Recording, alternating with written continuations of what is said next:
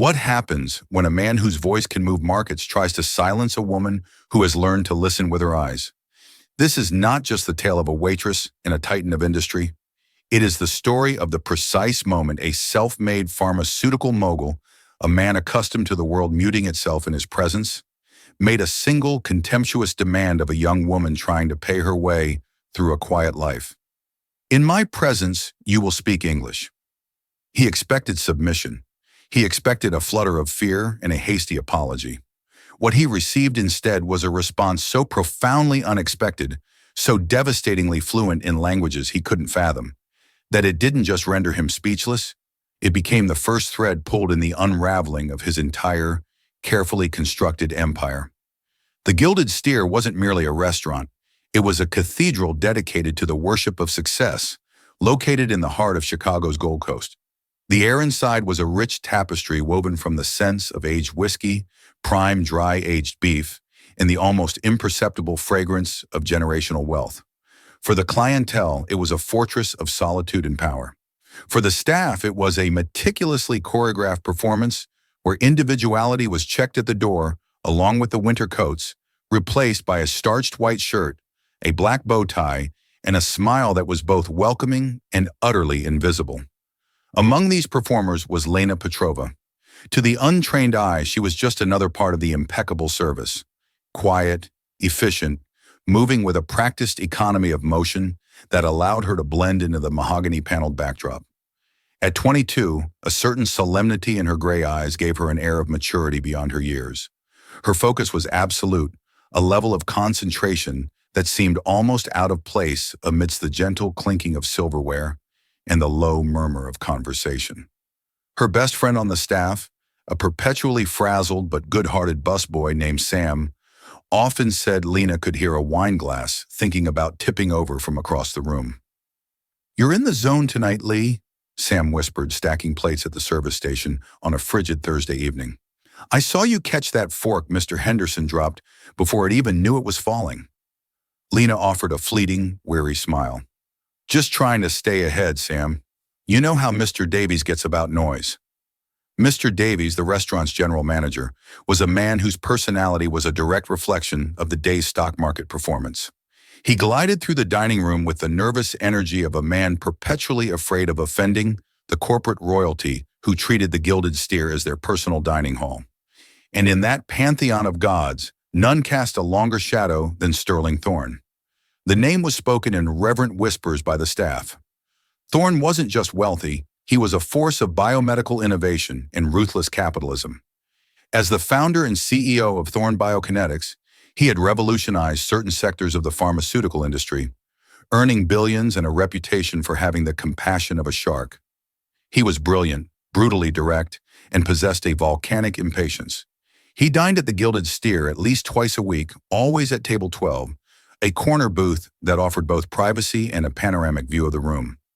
He didn't just expect perfection, he demanded a level of prescient service that bordered on telepathy, treating the staff as functional, yet flawed, pieces of equipment. "Mr. Thorne is on his way," Davies announced at the pre-service meeting, his voice tight with anxiety. "Table 12, 7:30. He is hosting Dr. Alleman from the Swiss Health Authority. This dinner is critical for the European launch of their new drug. I want everything, and I mean everything, beyond reproach. Lena, you'll be taking the table. You're the only one I trust not to flinch if he breathes fire." A wave of palpable relief washed over the other servers. Waiting on Sterling Thorne was a crucible. He had once sent back a glass of water because he claimed the ice was insufficiently chilled. He would berate a server for interrupting a thought he hadn't yet spoken.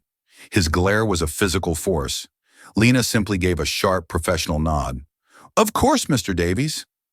Inwardly, however, a familiar, cold knot formed in her gut. It wasn't Thorne's infamous temper that truly unsettled her. It was the necessity of intense focus his presence demanded. Serving him required her to deploy a skill she had spent her life honing, a skill she normally reserved for navigating the world outside these paneled walls. It was a skill born not of privilege or education, but of love and necessity. Lena's younger brother, Daniel, had been born profoundly deaf. From the age of 5, she had become his bridge to the hearing world. She learned American Sign Language before she mastered cursive, But more than that, she learned to watch. She learned to read the subtle shifts in posture, the flicker of an eyelid, the minute tightening of a muscle around the mouth. She became a virtuoso of nonverbal communication, her world a constant stream of information that most people missed. She could read lips not just in English, but with an acuity that allowed her to decipher the shapes of words in languages she was still learning. Her fascination with this silent language had blossomed into a passion for all languages, a private hobby she pursued with the same quiet intensity she applied to everything else. This secret world of hers, this hyper-awareness, was her shield. But around a man like Thorne, it felt like a liability. It forced her to see and hear things she would rather ignore. The casual cruelty, the dismissive gestures, the silent conversations spoken across the table that were often more revealing than the spoken ones. Tonight she wasn't just a waitress, she was a silent witness, a skill she had learned in a world of silence, about to serve a man who demanded the world bend to the volume of his voice. As the clock hand crept toward 7:30, Lena prepared table 12 with the precision of a surgeon. The salt and pepper shakers were aligned to the millimeter. The steak knives were polished until they mirrored the low, amber light. She took a deep, centering breath, adjusting her apron. She was a professional. She was invisible. She had to be. Her livelihood depended on it. At precisely 7:30, the heavy oak doors of the Gilded Steer swung open. Sterling Thorne entered, not so much walking as cleaving a path through the ambient respect of the room. He was in his late 50s, with a mane of silver hair swept back from a face that looked like it had been carved from granite. He radiated an aura of impatient, unassailable authority. In his wake followed a shorter, more delicately built man in his late 60s, with a neat mustache and anxious eyes that darted around the opulent room. This was Dr. Alleman. Davies scurried to greet them, his smile a rictus of anxiety. "Mr. Thorne, a pleasure as always. Your table is prepared." Thorne barely acknowledged him, his sharp eyes sweeping the room as if conducting a hostile takeover of the atmosphere. "It had better be." He led his guest to table 12, sliding into the leather booth and immediately placing his phone face down on the table, a clear sign that he was not to be disturbed by the outside world. Lena observed from her station, her heart beating a steady, controlled rhythm. Be the background, be the furniture. She picked up 2 heavy, leather-bound menus and a silver pitcher of iced water, pasted on her professional smile, and approached. "Good evening, gentlemen. Welcome to the Gilded Steer. May I pour you some water to start?" she asked, her voice a model of calm neutrality. Thorne waved a dismissive hand without looking at her. "Just get on with it." Dr. Alleman, however, offered a polite, nervous smile. "Guten Abend. Ja, bitte. Stilles Wasser für mich." "Good evening. Yes, please. Still water for me." Without a flicker of hesitation, Lena replied in perfect, unaccented High German. "Selbstverständlich, Herr Doktor. Eine ausgezeichnete Wahl." "Of course, Doctor. An excellent choice." She began to pour the still water she had brought in a separate carafe, anticipating the common European preference. For the first time that evening, Sterling Thorne's gaze lifted from the table and locked onto her. His eyes, the color of a stormy sea, narrowed. A flash of annoyance crossed his features. He hadn't understood the exchange, and Sterling Thorne detested any conversation from which he was excluded. Dr. Alleman was visibly pleased. He continued in German, relaxing slightly. "It is a relief to hear my language spoken so well. One feels less adrift. You are German, perhaps?" "My studies have taken me there, sir," Lena replied smoothly, still in German. "It is my pleasure to make you feel more at home." Thorne's fist came down on the table with a sharp crack that silenced conversation at the 2 adjacent tables. Davies, hovering 20 feet away, flinched as if he'd been shot. "Enough!" Thorne's voice was a low snarl that vibrated with menace. "I am conducting a business meeting. A very important American business meeting." He fixed his predatory gaze on Lena, his lip curling with disgust. "We are in the United States. My company is American. You work in an American restaurant. In my presence, you will speak English. Only English. Is that clear?" The sheer arrogance of the command was breathtaking. He didn't see a person. He saw a malfunctioning piece of service equipment. Dr. Alleman looked deeply embarrassed. Sterling, please. She was simply being courteous. I don't compensate this establishment for courtesy, Klaus, Thorne snapped, his eyes still boring into Lena's. I compensate it for seamless, unobtrusive service. So, let us begin again. From the top. In English. Time seemed to warp for Lena. The ambient noise of the restaurant faded into a dull roar. Every survival instinct she possessed screamed at her to apologize, to shrink, to become the invisible servant he demanded. That was the safe play. But as she stood there, under the full, humiliating weight of his fury, she saw something else. While Thorne was delivering his tirade, Dr. Alleman, flustered and agitated, was looking down at his hands, muttering to himself in German under his breath, a nervous habit. He was speaking too quietly for anyone to hear, but Lena wasn't just listening. She was watching, and she saw his lips form the words with perfect clarity. Die Phase 3 Daten können nicht ewig verborgen bleiben. The Phase 3. Data cannot be concealed forever. The phrase struck her with the force of a physical blow. It was the context, the fear in the doctor's eyes, the sheer pressure emanating from Thorne. This wasn't a business dinner, it was an intimidation session, and she had just become an unwitting witness to a critical piece of it. In that instant, something shifted inside her. The fear was still there, but it was joined by a surge of cold, clear anger.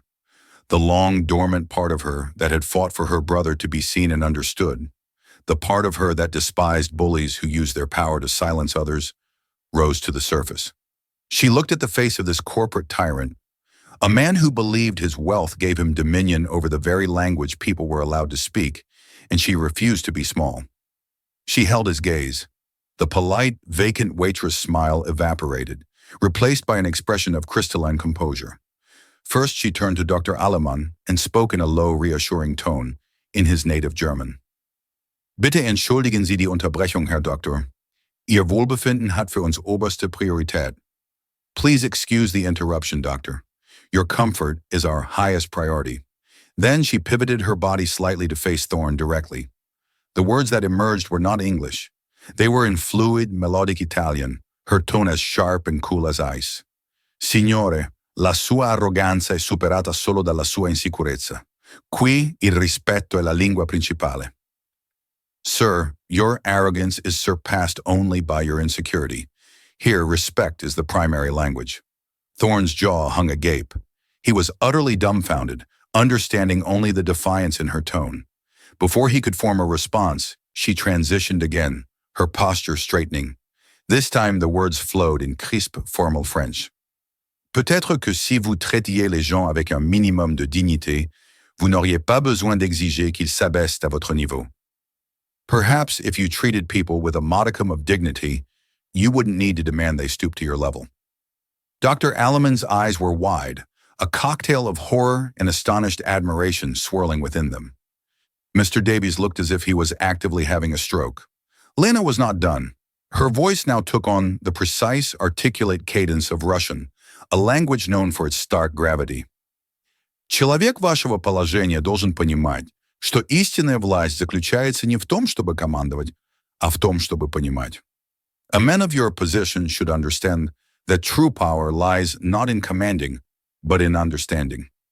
By now, an absolute tomb-like silence had descended upon their section of the dining room.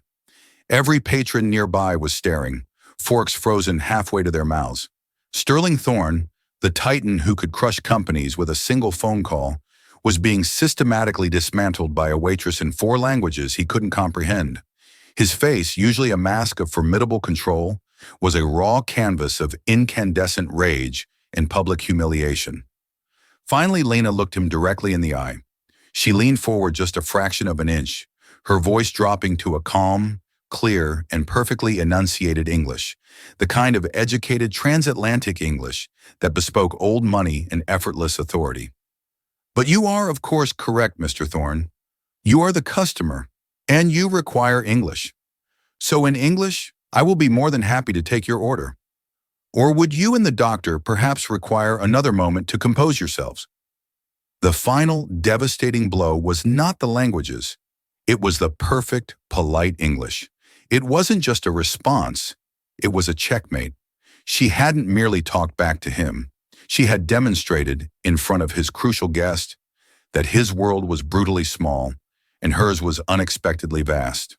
The waitress he had tried to crush was, in that single shattering moment, entirely his superior. And in the profound, opulent silence of the Gilded Steer, Sterling Thorne had absolutely no idea what to do. The silence that hung in the air after Lena's multilingual fusillade was heavier than the thick-cut steaks the restaurant was famous for. It was a dense, suffocating quiet, pregnant with the unspoken shock of everyone within earshot.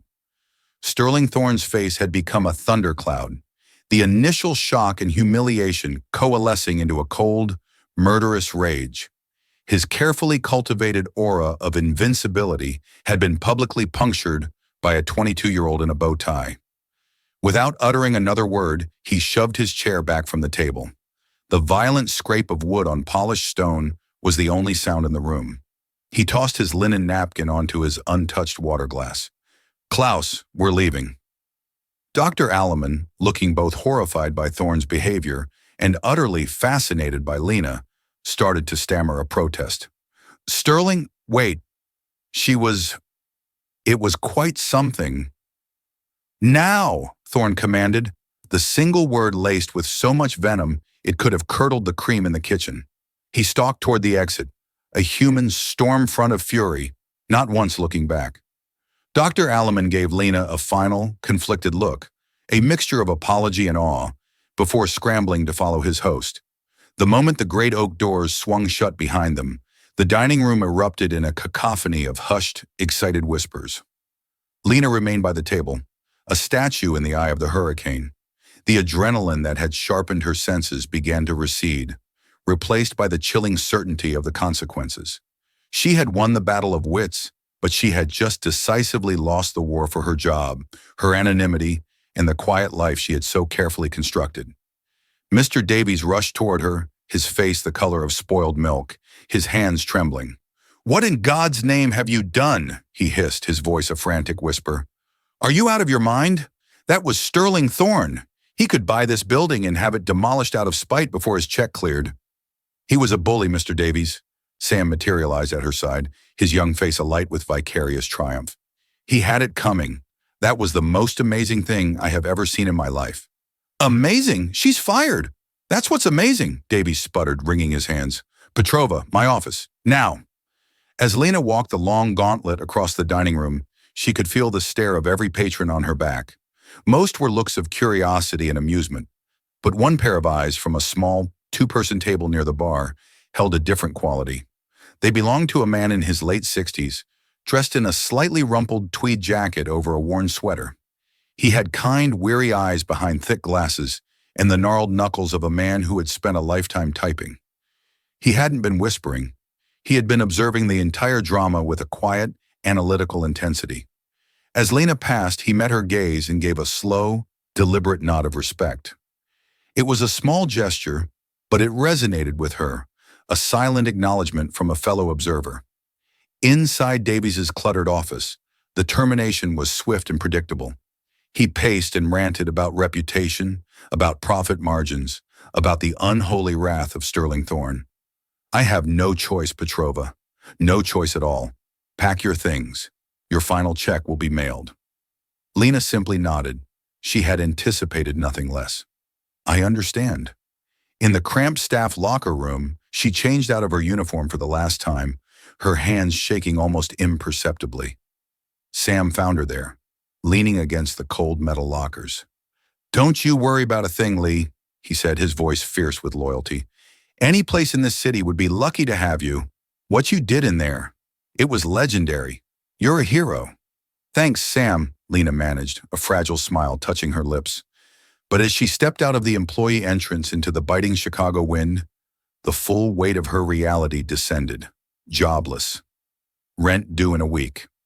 And worse, she was now on Sterling Thorne's radar. Her carefully guarded invisibility was gone. What if he decided to look into her? What if he saw her defiance as a threat to be neutralized? The fear she had lived with her entire life. The fear of being exposed, of being vulnerable, came rushing back with the force of a gale off Lake Michigan. Meanwhile, in the silent, leather-upholstered interior of his chauffeured Bentley, Sterling Thorne seethed. The public humiliation was a corrosive acid in his gut. It wasn't just that a waitress had defied him, it was the way she had done it, with an intellectual and cultural arsenal he couldn't counter. She had spoken in languages of a world beyond his balance sheets, and it infuriated him. More than the insult, however, the German phrase she had so clearly understood and acknowledged haunted him. The Phase 3 data cannot be concealed forever. Had she understood it? How could she have? The thought was preposterous, yet it lodged in his mind like a shard of ice. He picked up his encrypted phone and dialed his head of security, a man named Pharaoh, who was as discreet as he was ruthless. "Pharaoh?" Thorne's voice was dangerously placid. "The waitress who served my table tonight at the Gilded Steer, the one with the gray eyes. I want to know everything about her. Her name, her address, her history, what brand of toothpaste she uses. I want a complete portrait of her life on my desk by sunrise. And Pharaoh, be thorough." He ended the call. This was no longer about a fired waitress. This was about risk assessment. He needed to understand the anomaly that had just occurred. He had a chilling premonition that she was far more than she appeared, and Sterling Thorne detested anomalies. Back on the windswept street corner, Lena wrapped her thin coat tighter around herself and began the long walk to the L train. As she passed the entrance to the restaurant's adjoining bar, a quiet voice called out from the shadows of the awning. "That was quite a display of linguistic fireworks, young lady." Lena startled, her heart leaping into her throat. She turned to see the man from the two-person table, the one in the tweed jacket. He stepped into the light, a gentle, ironic smile on his face. "Who are you?" Lena asked, her voice wary, instinctively taking a step back. "The name's Arthur Jenkins," he said, his voice a gravelly baritone. He gestured vaguely with a hand.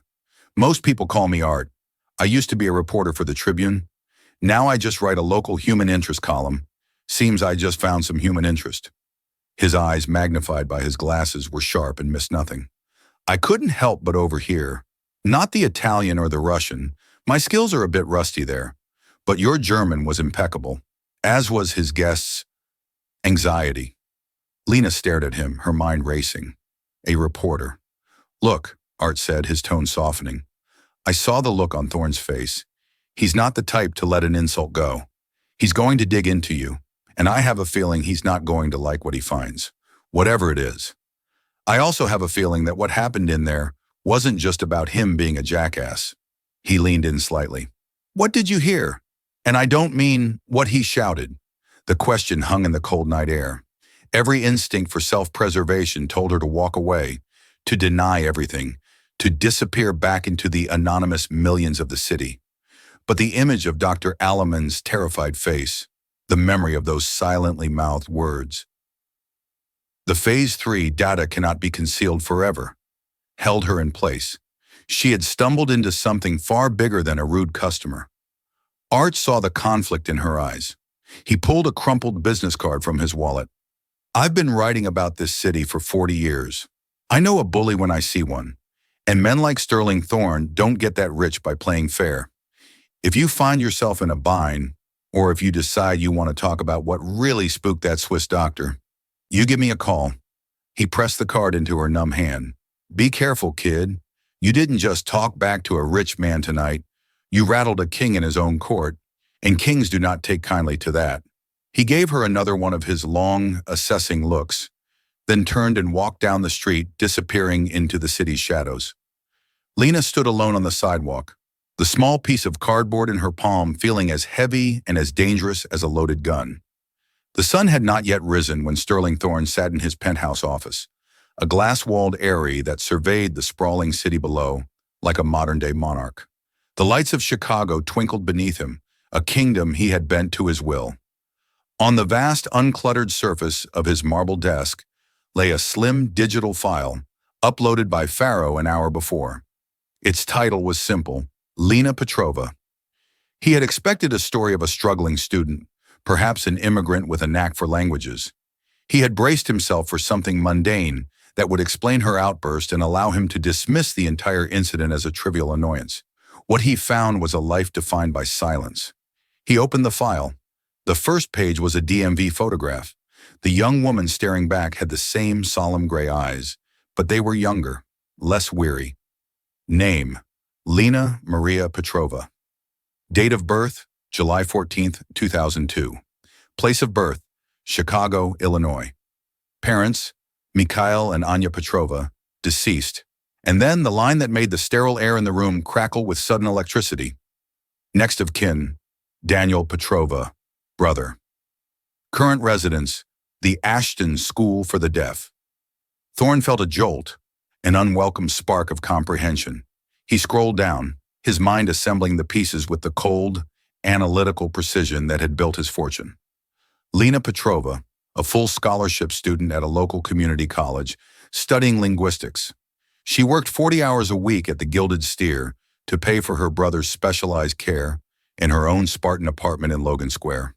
Her parents, Ukrainian immigrants, had died in a car crash when she was 17, leaving her as Daniel's sole guardian. There were photos of her with her brother, a smiling, vibrant boy with a cochlear implant. They were signing to each other, their hands a blur of motion. It was all there. Her world wasn't one of privilege or grand tours of Europe. It was a world of fierce, protective love for a silent brother. Her languages, her hyper-awareness. They weren't academic parlor tricks. They were tools, forged in the crucible of necessity, and her skill with lip reading. The thought sent a chill down Thorne's spine. He leaned back, the expensive leather of his chair sighing in the quiet room. A memory surfaced, unwelcome and sharp. The dinner. Dr. Alleman's nervous muttering. Thorne had been too consumed with his own rage to pay it any mind, but now he replayed the scene. Alleman looking down, his lips moving. The waitress, Lena, her gaze fixed, her expression shifting from professional calm to something harder, more defiant, in a heartbeat. Die Phase 3 Daten können nicht ewig verborgen bleiben. She had understood. It wasn't a guess. It wasn't a coincidence. She had read his lips. She had plucked his most dangerous secret out of thin air. The secret was a drug called Veritatum, Thorne Biokinetics' billion-dollar moonshot. It was a revolutionary treatment meant to halt the progression of early-onset Alzheimer's. The initial trials were miraculous, but Phase 3, the final large-scale human trial, had yielded a catastrophic result. In a small but statistically significant percentage of patients, Veritatem didn't just halt cognitive decline, it accelerated it, triggering a rapid, irreversible slide into severe dementia. In 3 cases, it led to fatal brain aneurysms.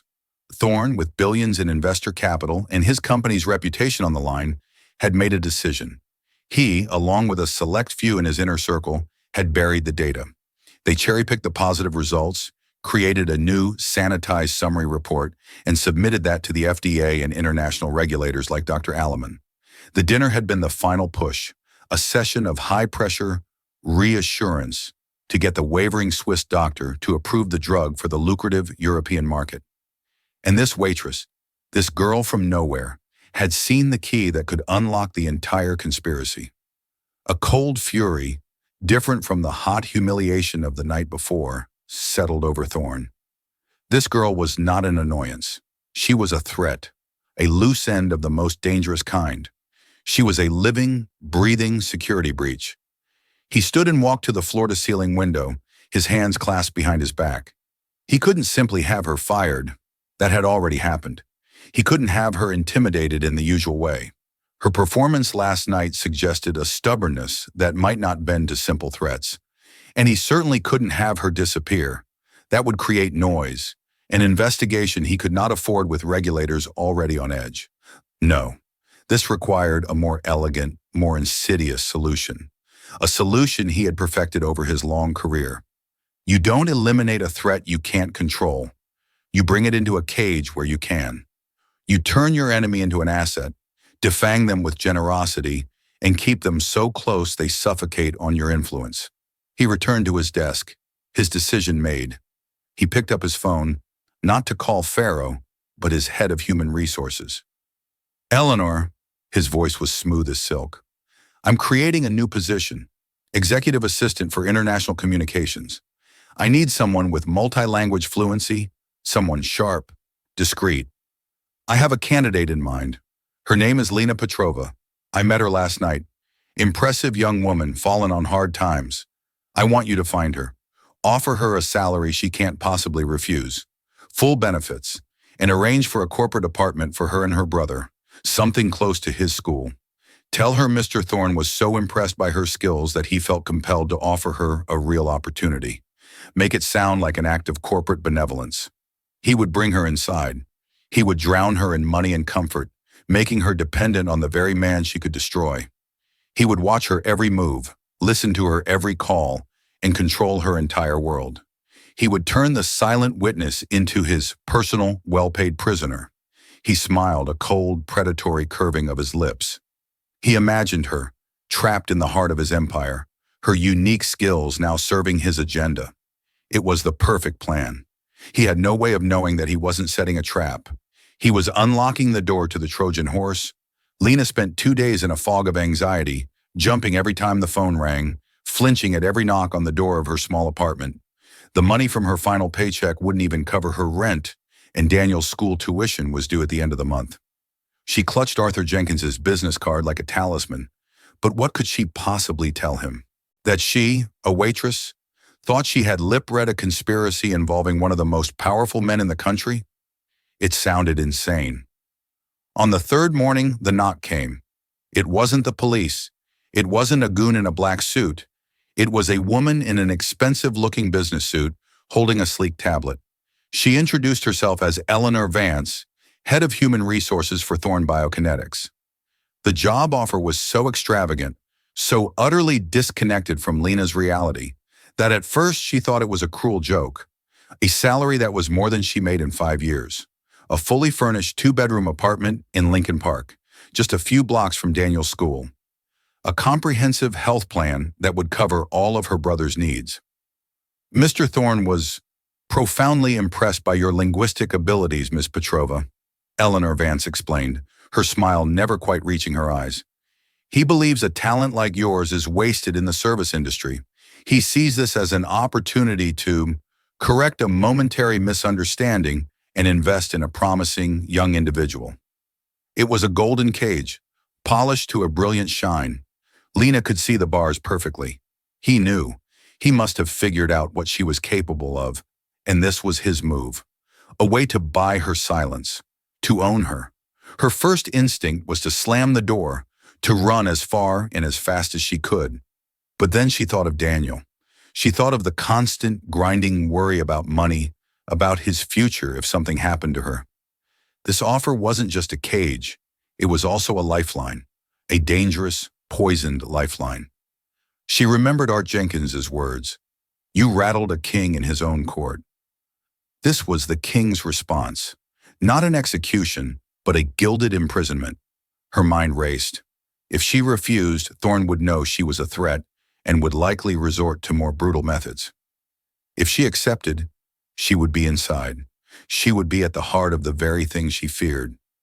But from the inside, a person can see things. From the inside, a person can listen. Her gaze fell on the crumpled business card still sitting on her small kitchen counter. She made a decision. It was a terrifying, reckless gamble, but it was the only move she had. "I'll need to think about it," she told Ms. Vance, her voice betraying none of the turmoil inside her. The moment the door closed, she grabbed her coat and took the train downtown to the address on the card. The old, majestic Tribune Tower. Art Jenkins's office, or what passed for one, was a cluttered cubicle in a forgotten corner of the building, smelling of old paper, stale coffee, and a lifetime of deadlines. She told him everything, the job offer, the details, the sheer, brazen audacity of it. She expected him to tell her to run for the hills. Instead, Art leaned back in his squeaky chair, steepling his fingers, his eyes gleaming with an old familiar fire she hadn't seen in the restaurant. "A golden leash," he murmured, more to himself than to her. "It's an old move, but a classic. He's not trying to silence you. He's trying to own you." "So I should refuse," Lena said, her heart sinking. "No," Art said, leaning forward, his voice dropping. Absolutely not. You should accept.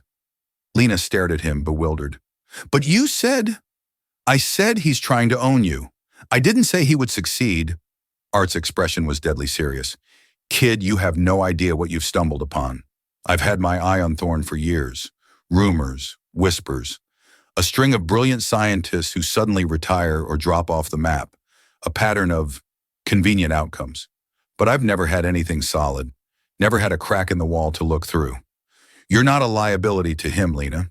You're the first real crack in his fortress. If you go inside, you become my eyes and ears. You want me to be a spy? The words felt absurd on her tongue. I want you to be a witness, he corrected gently. The same thing you've been your whole life for your brother. You just watch. You listen. You do your job. You do it well. You become the most competent, trustworthy employee he has. You collect your paycheck. You give your brother the life he deserves. And you pay attention. You tell me what you see, the names you hear, the documents you translate, the conversations you overhear. He pointed a finger at her. And the conversations you don't overhear. The ones whispered when they think no one is listening. The plan was terrifying. It was also the only path forward that felt like fighting back instead of running away. It was a way to turn Thorne's cage into a listening post. He'll be watching me, Lena said, the fear a cold knot in her stomach. Let him, Art said with a grim smile. Let him watch you file paperwork and translate emails. Let him get comfortable. Let him start to believe he's won, that you're just a clever girl who was smart enough to take the money. People get careless when they think they've won. He stood up and began to pace his small cubicle. This is how we do it. We set up a secure line of communication, a dead drop system for anything physical. You are Lena Petrova, the grateful new hire. I am Art Jenkins, the semi-retired columnist writing puff pieces about the city's best parks. We don't know each other. We've never met. He stopped and looked at her, his old tired eyes now sharp with purpose. This won't be fast. It could take months, maybe a year. But men like Thorne, men who bury their crimes, always leave a shovel lying around. We just need to find it. Can you do that, Lena? Lena thought of her brother. She thought of the fear in Dr. Alleman's eyes.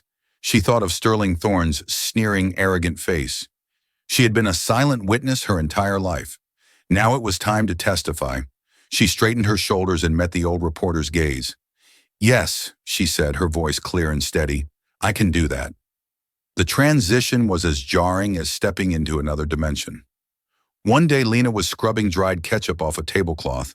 The next she was sitting in a soundproofed, glass-walled office on the 80th floor of the Thorne Biokinetics Tower. Her new apartment was beautiful and sterile, with a view of Lincoln Park that made her feel like she was floating above the world. Daniel was ecstatic, both with his new, bigger room and with the fact that his sister no longer came home every night, exhausted and smelling of steak. Lena played her part with the same meticulous focus she had once applied to her tables. She became the perfect executive assistant. She organized Thorne's chaotic international schedule, translated sensitive communique with flawless precision, and anticipated his needs with an efficiency that bordered on psychic. She was polite, discreet, and utterly professional. Thorne, in turn, treated her like a prized possession. He would parade her linguistic skills in meetings. My assistant, Lena, is fluent in 5 languages. Tell them in Mandarin, Lena, that their offer is an insult, but make it sound poetic. She would obey, softening his brutish negotiations into diplomatic masterpieces, often saving him from his own abrasive nature. He was testing her, constantly. He would leave decoy documents on his desk, have conversations just within earshot that were filled with misinformation. Lena knew she was under constant surveillance. Her company phone, her laptop, even the apartment, she assumed everything was bugged. She was careful, communicating with Art through a complex system involving encrypted messages sent from burner phones and notes left in the hollowed-out spine of a specific book at a specific public library. Art's instructions were always the same. Patience. Be the furniture. Let him forget you're there. And slowly, it began to work. After 3 months of Lena being nothing but a model employee, the overt surveillance seemed to relax. Thorne grew accustomed to her silent, efficient presence. She became part of the background, a highly functional piece of office equipment, just as he had always wanted. And that's when she began to see the cracks. It was in the small things. The way Thorne's chief financial officer, a man named Marcus Grant, would visibly flinch whenever the name Veritatum was mentioned. The way the head of research, Dr. Eris Thorne's own nephew, would pointedly avoid eye contact during discussions about the European launch. She saw it in the hushed, tense conversations that would stop the moment she entered a room. Using her position, she began to piece together a map of the conspiracy. Her job gave her access to travel itineraries and meeting minutes. She noted down every name, every date. She learned that a small group of 6 individuals formed Thorne's inner circle. Thorne himself, Marcus Grant, the CFO, Eris Thorne, the head of R&D, a ruthless corporate lawyer named Jessica Weir, a data analyst named Kenji Tanaka, and Dr. Alleman in Switzerland. These 6 people were the only ones who knew the truth about Phase 3. The breakthrough came one evening when she was asked to stay late to translate a series of technical documents for an upcoming patent filing in Japan. While searching the server for the correct file, she stumbled upon a protected directory labeled Archive VHPH3. It was password protected, of course, but the file name itself was a confirmation. Veritatum, Phase 3. The shovel was in this digital shed. She relayed the information to Art. His response came 2 days later, tucked inside a copy of Moby Dick at the library. The password is the key. We need the password. Do not try to guess. Do not leave a digital footprint. Observe. How could she get a password that likely only 6 people in the world knew, a password that was never written down? The answer, she realized, was to create a situation where it had to be spoken, or at least typed in plain sight. She and Art devised a plan. It was risky, audacious, and relied entirely on her unique skill set. Art, through his old sources, discovered that the Inner Circle held a weekly secure video conference every Tuesday morning at 8 a.m. to discuss the Veritatum launch. They used a proprietary, heavily encrypted platform. Lena, as Thorne's assistant, knew he took the call from the small private conference room adjacent to his office. The other 5 members joined from their own secure locations. The plan was this. Lena would engineer a technical problem. On the morning of the call, she would accidentally spill a latte on the conference room's primary network hub, disabling the hardline connection just minutes before the meeting. This would force Thorne, in a state of extreme impatience, to use the secondary Wi-Fi connection, which required a manual password entry. A password he would have to get from one of his colleagues. The morning of the operation, Lena's hands trembled as she carried the coffee. She timed it perfectly. At 7:55 a.m., she staged the spill, crying out in faux horror. As expected, Thorne erupted in a volcano of fury. "You incompetent fool!" he roared, seeing the dead network light on his conference phone. "Get it up here now! My call is in 5 minutes." "I'm so sorry, sir," Lena said, her voice filled with panic. "The Wi-Fi is still working. You can connect your laptop." "I need the password for the secure network. Get Grant on the phone." Lena quickly dialed Marcus Grant, the CFO, putting him on speaker. "Marcus, the network is down in my conference room," Thorne barked. "I need the VT3 password for the Wi-Fi portal. Now." Lena stood by the door of the conference room, her back to Thorne, appearing to be frantically cleaning the coffee spill. But her eyes were fixed on the reflection in the polished glass of a framed picture on the opposite wall. The reflection showed her Thorne's hands on his laptop keyboard. Grant's voice crackled over the speakerphone, hesitant and nervous. "Sterling, are you sure we should—" "Just give me the damn password, Marcus." There was a pause, and then Grant recited it. "It's Ariadne's thread, capital A, capital T, all one word." In the reflection, Lena watched Thorne's fingers fly across the keyboard. Ariadnestthread. He hit enter, and the connection light blinked green. He grunted in satisfaction and waved her away dismissively. "Get out, and you're paying for the damages." Lena fled the room, her heart hammering against her ribs. She had it. She had the key, the thread that would lead them through the labyrinth of Thorne's lies and, with any luck, to the monster at its center. The next 48 hours moved with the terrifying, inexorable slowness of a lit fuse. Lena passed the password to Art. He, in turn, passed it to a trusted contact, a retired NSA cryptographer who owed him a life-altering favor. The cryptographer's task was simple: access the server, download the entire archive VTPH3 directory, and leave no trace. Lena went to work both days, her stomach in a permanent knot. She sat in her glass office, fielding calls and arranging Thorne's travel, all while a silent, high-stakes digital heist was taking place. Thorne was in a foul mood after the coffee incident, but he seemed to suspect nothing more than incompetence. He was focused on the upcoming European launch, the culmination of his life's work. On the third day, a Thursday, Art left a copy of the Tribune on a park bench she passed on her way to work. Tucked inside the classified section was a single folded sheet of paper. On it were 3 words: "We have it all." The files were a digital confession, the raw, unaltered Phase 3 data showing the devastating side effects. A chain of internal emails using coded language in which the 6 members of the inner circle discussed the mitigation strategy, the cover-up. There was even a financial projection, drafted by Marcus Grant, estimating the number of wrongful death lawsuits the company could expect and budgeting for the settlements, treating human lives as a line item in the cost of doing business. It was a smoking gun of monstrous proportions.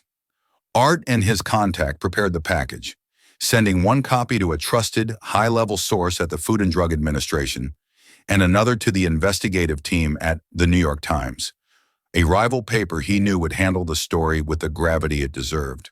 The fuse had reached the dynamite. That afternoon, Lena was in her office when Thorne summoned her. The smart glass of his office was opaque.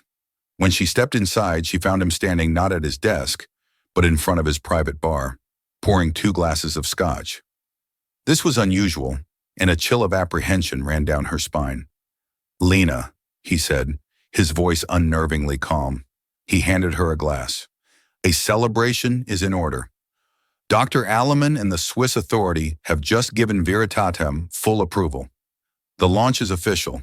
We've done it." He raised his glass. "To the future." Lena's hand was steady as she lifted her own glass, the amber liquid catching the light. She looked him in the eye.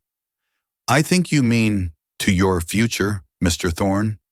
A flicker of something, surprise, annoyance, crossed his face. "It's our future. You're a part of this team now. Your financial future is certainly secure." "Is it?" Lena asked, her voice quiet but clear. She placed her untouched glass on the corner of his desk. "Because I've heard that companies whose stock becomes worthless overnight don't tend to have very generous bonus packages." The air in the room became frigid. Thorne's benevolent mask dissolved, replaced by the cold, reptilian stillness she remembered from the restaurant. "What did you just say?" "The New York Times is publishing an article on their website in approximately 10 minutes, Lena stated, her voice even, her heart pounding a frantic rhythm against her ribs. The headline is something along the lines of "Thorne Biokinetics accused of falsifying Alzheimer's drug data, linking Veritatem to patient deaths." The FDA received the same information this morning. I believe the term they use is criminal investigation. Thorne stared at her, his face draining of all color. The glass in his hand trembled, a tiny, telltale sign of the seismic shock that was running through him. "You," he whispered, the single word a condensation of pure hatred. The password, the coffee, it was you. "You demanded I speak English in your presence," Lena said, the memory of that humiliation fueling her resolve. "But you never said anything about listening." His face contorted into a mask of pure fury. He lunged, not towards the phone or a computer, but towards her, his hand raised. "You worthless little—" At that exact moment, the doors to his office, the ones that required his thumbprint to open, burst inward.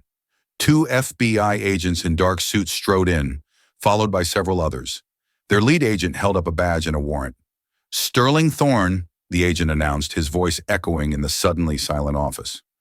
"You are under arrest for conspiracy, wire fraud, and multiple violations of the Federal Food, Drug, and Cosmetic Act." Thorne froze, his hand still in the air. He looked from the agents to Lena, his expression a maelstrom of disbelief and impotent rage.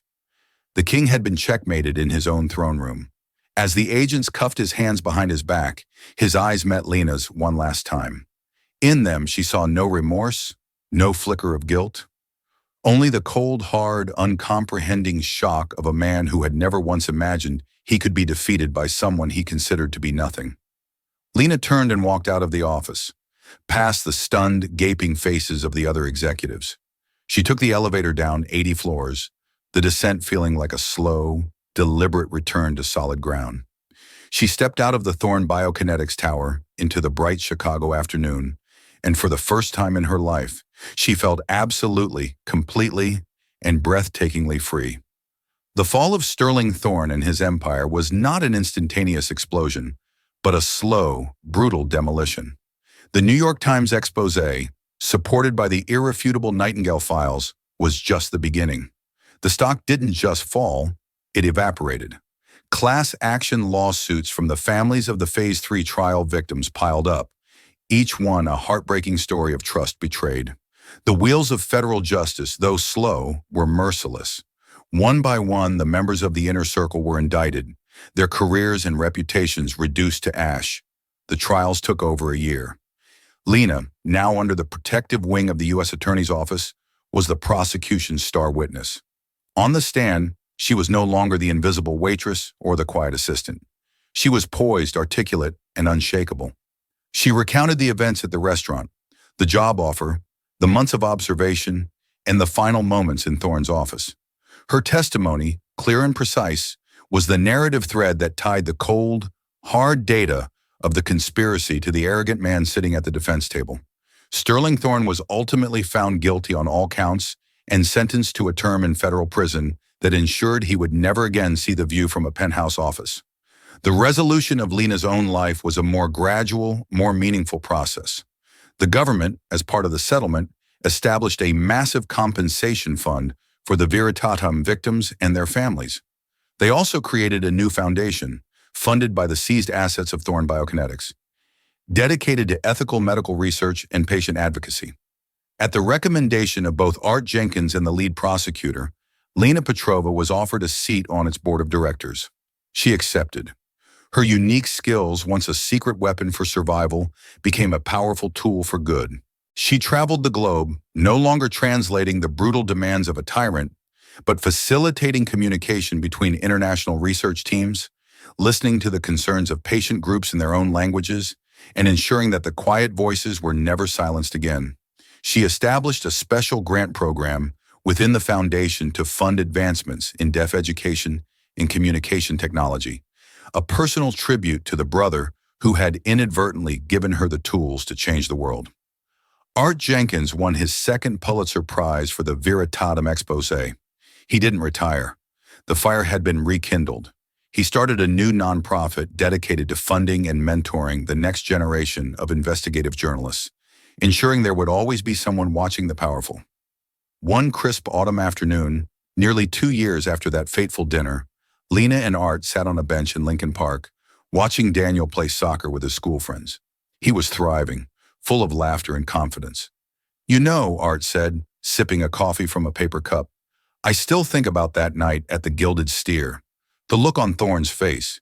He thought he was the loudest voice in the room, so he never imagined the quietest person could be the most dangerous." Lena smiled, a genuine, untroubled smile that reached her gray eyes. "He wasn't listening," she said simply. "He was so used to being heard, he forgot how to listen. True power isn't about the volume of your own voice. It's about your ability to hear the whispers of the truth." Her story became a quiet legend in the city, a powerful reminder that strength is not always loud. It can be the silent observation of a waitress, the hidden intellect of a scholar, or the unwavering love of a sister. Sterling Thorne believed his fortune made him untouchable, but he made a fatal error. He mistook silence for weakness, and in doing so was undone by a language he never bothered to learn. Lena Petrova didn't just find justice. She reclaimed her own voice, and in doing so gave a voice back to countless others, proving that sometimes the most profound statements are made without saying a word.